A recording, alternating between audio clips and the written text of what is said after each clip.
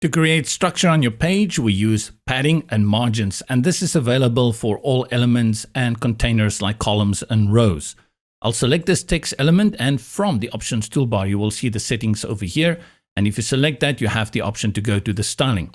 Opens up the right sidebar, and you can see at the top from the tab, styling, basic, and the first two options is padding and margins.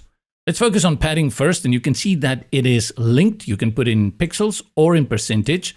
And by linking it, all sides introduce equal amounts of extra space between your content and the bounding box of the element, which is the text element in this case.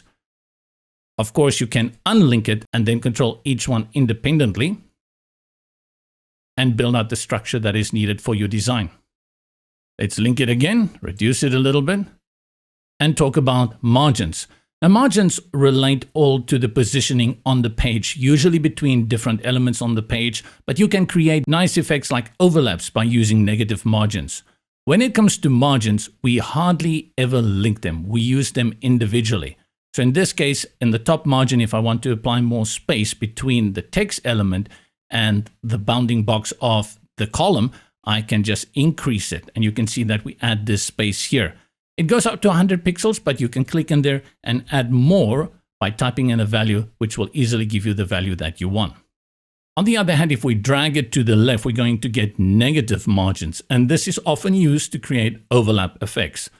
You can see here that we can easily do this and then go ahead and create nice kind of layouts with this. This is available for all the elements as well as columns and rows. And what is very important to remember is that even when you've made this kind of elaborate design here on your desktop, you have to go into tablet and mobile and style them out independently. This is the great thing about responsiveness. So bring in some padding to make sure you've got some nice structure going on there, and play around with that overlap effect that you want to create, and go and do the same for mobile.